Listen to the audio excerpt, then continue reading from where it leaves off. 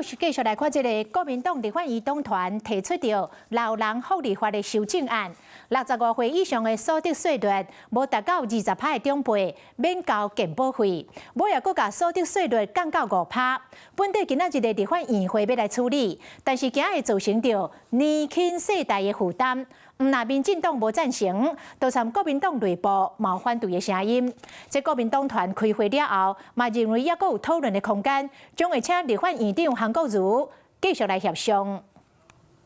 未来集会人看清，敢免纳健保费。国民党立院党团提出老大人福利法修正案，65岁以上所得税之差无达到20%的士大人免纳健保费，由中央政府补助，呼吁该人拢正倒单，那样就来下修级期到5%。这种只用年龄一刀划，而无视于60岁以上的长者，他们所享有的财富是台湾的2/3以上，相对经济弱势的年轻世代来负担健保费，造成了世代间的对立。目前这个议题在社会上有相对的争议性，也要考量到世代剥夺感。还有这个世代冲突，党团内部的也是还正在持续的讨论。含那样前总世代嘛讲修法有争议，毕竟卫福部前一天开记者会，以综合所得税税率20%来算，如果互健保减收540亿，就算提税率无到5%来算，卖减241亿，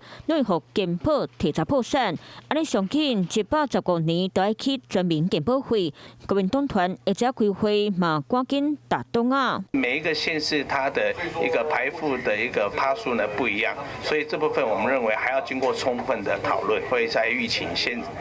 院长呢继续协商。若免纳健保费，若未办的老人福利法，搁再加码，超过65岁或者是75岁是大人的必要陪伴者，这大众运输、康乐场所、文教设施比较半价，交通部嘛无支持，希望上好甲斟酌咧。如今国民党排会的人的级期超袂好势，老人福利法修法，恐惊会个继续延期。